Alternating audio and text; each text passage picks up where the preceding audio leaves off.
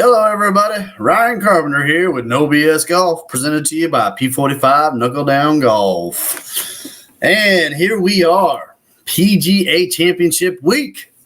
Man, and I tell you what, we already knew based off the general invites, but it's already showing. The reportings this morning already is the ticket sales are already up through the roof. So go figure, right?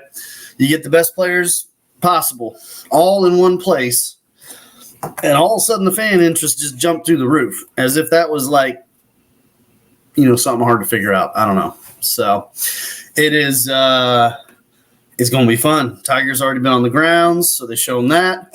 Scotty's expected to be there. You got Rahm and Brooks and the crew coming, and the whole thing. And Valhalla's a fun place. So, wow, do we got one heck of a week coming up here starting Thursday. That means we got to get to work fast, cram it in, right? Thursday, Friday, watching all the cameras and whatnot from the streaming. Like, let's go. Okay. So, wanted to start off this morning. It's May. June, July, August coming up for most of especially in the north. And then, but even down here, by November roughly, I mean, it changes in weather and the grasses and everything. And so you got this much time, right? And so we look at it. Well, I'd still prefer to get the swing development going no matter what, because you never want to put it off. Putting everything off just, delays everything. And that doesn't really make a whole lot of sense to me, but I get it. Well, I got this tournament, and I got this vacation, and I got this. And okay. Well, yes, I understand. But anyways, if we take it on the back end of that, that's fine too. So, okay. But, you're looking at where we're in this part of the season, right? And by far, at least minimum, you got what can be changed without a long – I mean, there ain't nothing that can honestly be changed with a very simple recipe. You can take what somebody's doing. You can kind of massage it a little bit just to make it just a little bit different and whatnot. But literal change, meaning I do this, and now I'm going to do this instead, whatever. It doesn't matter what it is. Those things take time to develop and progress and become capable with actual outputs that match, that you feel good about and start to see and move on and on and on from. Well, in short game, at least, because we do now take away from the equation the two most difficult things, distance and speed, you eliminate those parts, it at least makes it much simpler. And so right now is the absolute perfect time to do the Red Zone Challenge. So the short game assessment, which I'm going to call the Red Zone Challenge for now. And because we can go out, we can do the assessment, we can get it done, we can kind of measure and figure out from a true measured output standpoint how good you really are from all the main typical scenarios that we face in the course of play. So most players kind of like, I'm pretty good at this, pretty good. I'm like, well, what are your numbers? Tell me, come on, what are we talking here? Do you know your conversion ratios? Do you know your stats? Do you know the stats that matter? I don't care about no greens and regulations. Get out of here with that garbage. Nobody cares about that. It doesn't tell nothing.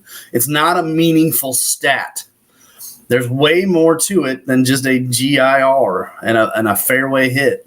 I know players that miss the fairway by like 2 feet every time, and they still shoot 68s. So tell me how much fairway hit really means a damn thing, right? So when you're getting into certain levels of competition, higher level play, some of that starts to come back into play again. But for the most average player out there, that BS don't matter. So what does matter? Well, a player's true abilities and the story that they can tell via the stat tracking, and more importantly, in the short game area where we can start to gain more control over our abilities. Again, it's not necessarily easy, but it's easier compared to like changing swing planes and attack angles and club face stability through impact. I've listened to it this weekend with my guys, two of the guys that are absolutely the best, Jeff Warren and David Armitage, and they're talking about the sheer fact that, look, you may want to be able to accomplish all these different things, but if you ain't got certain things going on, it ain't going to happen. AKA club head stability. The club head moving through impact with stabilized motion versus what I call fish out of water. Most of you amateurs out there making contact, every swing, it's something different. It's somewhere in this range of motion. Look at all these different angles I'm looking at here. So if that's a club face, you're coming into impact literally like this every time. And you're just hoping that if you just get it just right, oh, there's a good one. Woo, that one's okay, I guess. Oh, crap, there's a bad one. You're playing the damn game against yourself. And because you won't commit to necessarily the learning process, you're going to keep playing that game till the end of time. And then you're going to sit there and you're going to wonder, well, why that one day and that one shot, but then this day and that shot? Because your timing sucked versus the next day. Tour pro, golf professionals, skilled players.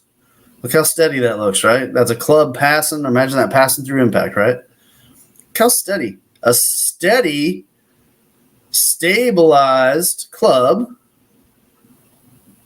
Fish out of water, fish out of water, fish out of water.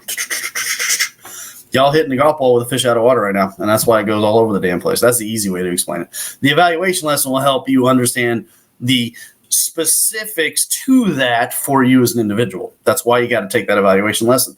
If you don't take the evaluation lesson, you don't know what you need to know to make a decision about your golf future. It's free right now. Do it. I'm at www.thegolfpub.com. As always, down here in Central Georgia. If you're in Georgia, come see me. Call me, text me, email me, go to Twitter, go to Facebook. I don't care. Leave a comment. I'm going to do a live show eventually here because this thing now, by the way, I'm testing out a new thing called StreamYard. So I want to know if this production's a little bit better today or not. Anywho, so back to what we're getting at here. Okay, so regardless of your ability, you're still doing that with wedges too. But loft is your friend. Okay, I posted that, I think, this weekend. Anyways, loft is your friend. No loft, not your friend. Loft is your friend. That is a rule of thumb in golf. Why? Makes everything easier. Don't have to hit it as far. Don't have to worry about the distance and speed. With loft, less offline movement will typically occur, regardless of your fish out of water scenario. And that's the ball game. So when we take loft, and we can start applying, well, even if we have to stabilize it a little bit still, maybe we can learn it easier when you're hitting those 30-yard and those 20-foot chips and the different things around the greens. And you can. It can be learned easy. I'm not saying it's easy. Trust me. I did it this past week. Player, there, how about that one? Like, nope, look, here, look, let me show. Let's see it on the camera. Oh, my gosh. I felt like, I know what you felt like, but I'm sorry. That's just not the truth. Feedback's important, folks. You can learn something all day long. I can teach. Teaching's easy. Developing is hard. I can teach anybody anything in seconds. It don't mean they're going to be able to actually do it, however. Those are two completely different things. So, in this scenario that we're talking about today, right now is the time to be doing red zone testing because you have to know what your true capabilities are. You need to have it measurable, and then we have a plan that we can put in place and specifically design. If you because you ain't got 8 hours a day to work on your golf game. I know that. I mean, if you do, call me because I'm ready to rock. I'll be there the whole time. It's going to cost you like $50,000-$60,000 a year. I just heard everybody laugh there. Exactly. Me too, right? Well, I would love to do it. You ain't got the time or the money. First of all, if somebody could do it, I would do it, but not very many people can. So if you only got an hour and a half, 2 hours a week, you split that up into 20-minute, 30-minute segments. What you do with that time is critical, and how you do it with specific measured goals is so important. Well, same with short game, going out and just hitting a bunch of balls around, just kind of like, oh, here we go, little chip shot, little chip shot, it don't do nothing. Maybe you're getting slightly exercise for the morning. Okay, fine, whatever. The point is, what are you good at? What are you not good at? Where is your true weaknesses? And those weaknesses, if they can be cleaned up shorter term, not 1 week, Shorter term, though, versus long term. So instead of talking 6, 9, 12 months of development for big time ball flight change, if we're talking 3 months of really good focused practice activities and developments, along with maybe some stabilization drills too. Anyhow, we know we can get the short game figured out quicker. It's much easier to take those strokes and go beep, beep, beep, beep, beep, beep, at least down the old index chart much quicker.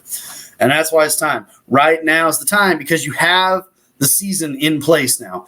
If we wait a month, you just lost a month. 2 months, another month. Now you're down to like that much time, and now you're going to be waiting until the next spring to start all over again. No, thank you. So hit it up now, folks. You know how to get a hold of me, right? I hope so. Twitter, obviously, at P45KDG, all together. I should put that on a little. We got little new things here. I'll start adding over time. I'm not used to it yet. Email P45 knuckle down golf, all one word, at gmail.com. Obviously, go to the comments section here on the YouTube, please, and help me out. Please, please, please. I beg of you. Thank you, thank you, thank you. Smash the like button, subscribe, share with your friends, get the word out there. Oh, I want to go into the last subject here too. While it's fresh on the old noggin, not really. So you hit me up, ask questions if you want to talk about different stuff, you want to hear about different stuff, whatever. I need feedback, people. Feedback, information here. Talk to me. Comment section, Twitter, Facebook, whatever, email, you name it. I can set you up for the Red Zone Challenge. I ain't got to be right there with you, by the way. We can still do this via every mode of communication that exists today, but Facebook, Zoom meetings, whatever. So I'm teaching people all around the world. So last big thing too. I think, I don't know. I typically post about this stuff. Anyways, I think I post about, do you know or have any idea if your club's fit? I can tell you right now, especially if you went to one of them like big box. So big box is, selling distribution golf shop. So the Golf Galaxies, the Dick's Sporting Goods, the PGA Superstores, they're built to sell. Okay. They're not built to tell you, hey, let's go through about at least a 3 to 4 week process, maybe longer. Check, double check, triple check. Oh, wait, you're fish out of water. Hold on, I can't measure you properly because every time you hit a ball, this is what it looks like every shot. It's all over the freaking place, which means I can't measure you anyways. If you're a flippy-do, like most of you are, when they fitted you, they just tried to take the best number and tell you that's what fits the best because that they couldn't do nothing out there. They're just taking their best guess. When you have instability at the impact and through impact, there ain't no way you're going to properly fit somebody. It's impossible because it's going to change constantly every time they go out and play. So that first fitting doesn't mean dirt. If you maybe did it like 10 times over the course of like 3 to 6 months and then took a collective kind of, averaged out kind of measurement value, you might zone in on something that's decent. I guess we could do it that way, but nobody's going to do that, right? Well, the first thing is to just measure and see, is there anything that really like jumps out? If your clubs, I call it the shoe. You walk into the department store, wherever, you buying a pair of shoes one day, you walk in and the salesman go, hey, you know what? Try on this here. I got this fancy looking shoe right here. And bam. What's that? Oh, that's the shoe Shaquille O'Neal wears. Okay. I mean, you can live in that, open a door and walk in.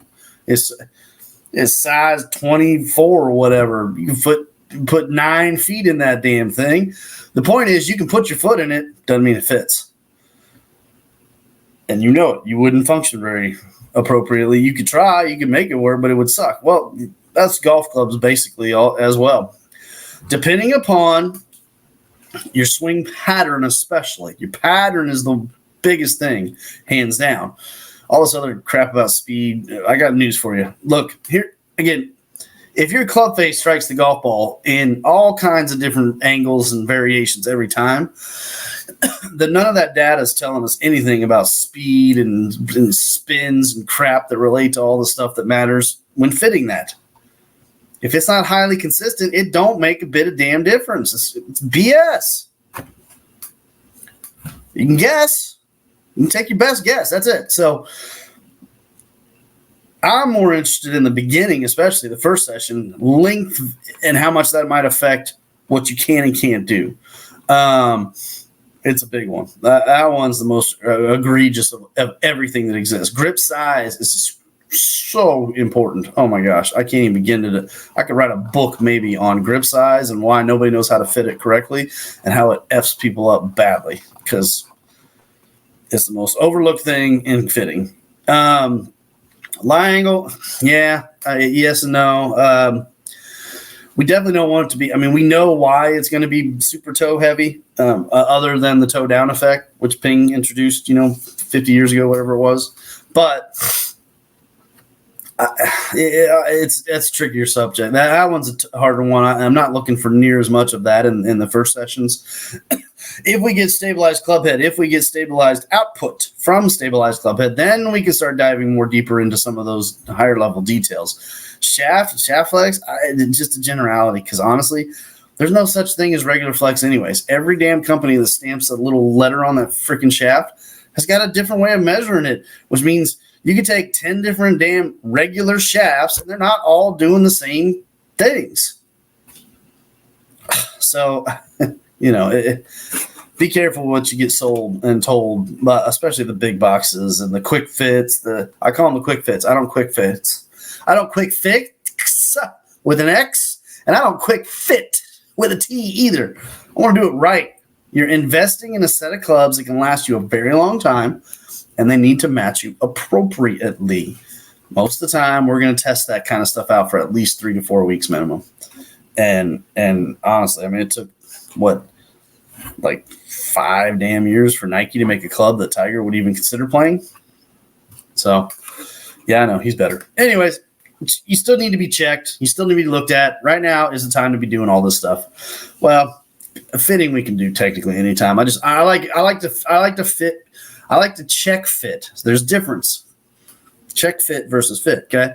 I like to check fit people when they're up and going, they're loose, they're running, the weather's kind of the temp that they like to play in, when you're norm out. I don't want to really, I can test people in December, but you're not really truly up and going. You're not hitting that regular pattern of range and golf course swinging. So those are the things we can do right now, folks. And I highly recommend it because once you get to midway season, all the other stuff starts happening, right? The end of summer comes back in. If you got kids back to school, you're finishing up vacations. Now you're looking into the school year and all the new fall functions with the kids. And then you got the college and the NFL football stuff start to set in, and time eats away real quickly, faster than y'all can even begin to understand. That's why I tell my students, make a schedule, not just with me.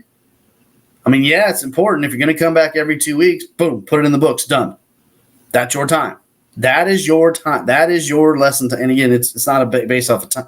Every lesson I do is based off of what do we need to get done, not we start at this time and it ends at this time. Now, there is no ending time, unless you got to be somewhere, but we just go until we're done, period, the end. I don't look at no watch. Watches turn off. I don't look at nothing of that. So, but the point is regularity. Same with your time, what you're working on, whether you're working on red zone challenge and scoring and measurability, whether you're trying to test out equipment effectively to see kind of what the outputs are, to see if there's variances, like all this stuff, you should have a schedule built around the rest of your schedule. Go to your normal schedule book, look at your working and your sleeping and your eating and your kids' time and your all the shit, and just find some time. But I don't quick fix. I don't quick fit. I can quick fix, but the first thing I tell people is, hey, it's probably not going to last you very long. That's the problem. I'll get you tuned up maybe for this weekend a little bit. Ain't going to fix the problem, though. So, I don't know what to tell you.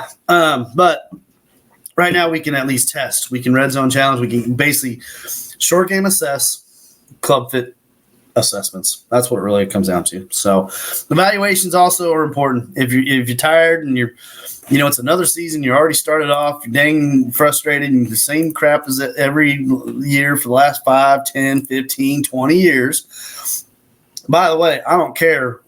There's no variable. Age, I was asked this. Well, what will you do? You do stuff for look, I do stuff for everybody. 4 to 94. Man, woman, tall, short, super fit, not as fit. I don't care. There's no variable under the sun that I haven't worked with. I've seen it all. I've worked with it all, and I've had success with it all. Because it wasn't me. I gave them the information. They did the work. They chose and they committed to themselves to figure out a way to get better at this game. That's all. That's what it comes down to. I just have all the answers, so I can give you the answers you need. You've got to decide what the heck to do with it. So that's what you got to do. The evaluation should be done for everybody. You need that information to make a choice, to know where to go with this. And then we start adding all this other stuff in. Short game alone, if I look at an entire summer, right? Let's say you're a regular lesson taker taking 2 lessons per month minimum, okay? Well, over the course of the core season, that's like 12 lessons roughly, credits. Okay. And then we throw in like the short game stuff. Well, we got the assessment. That might take 1 or 2 credits minimum just to get through all that process and stuff and talk about. And we start bringing technique into play at that point. But then there's, okay, how do we go about making these things change and developing the approaches and the adjustments necessary? Well, over the course of a summertime, I typically would probably want to meet with a player at least another 6 times minimum. So we're talking 6 to 8 more credits there. And then playing lessons, get out on the course, once a month minimum, if we can pull it off. Not everybody can. So you add that into the mix. There's another, probably a 2 credit, 1, 2. It depends. Again, I don't care. I just kind of play it by ear, whatever. But let's just say it's 2 credits per. We do that. There's another, 8. So, we're already talking about over the course of the core part of the season alone, not even the off season, to really dig in and dive deep into changes. We're talking 30 credits just like that. And so that's why I have my program designed the way it is. If you're going to do all that, if you're going to get to work on this and you're going to change your golf life for the future forever. And that's the thing. Think about it in that terms, right?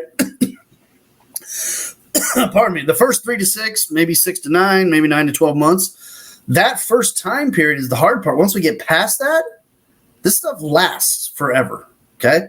And I have ways to help players maintain that. It's very simple stuff. Most of my lessons with my 15-year now people, they're just tweaks and reminders and simple, very quick and easy lessons. They're not hard at all. And so once we get past this first stages, things get fun. First of all, it gets fun. Second, this is life-changing golf. This isn't, you got a little better this weekend. No, we can do that. That's fine.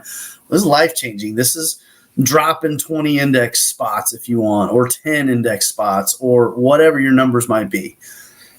This is no BS, folks. We're doing this right so that we can have life-changing golf for you.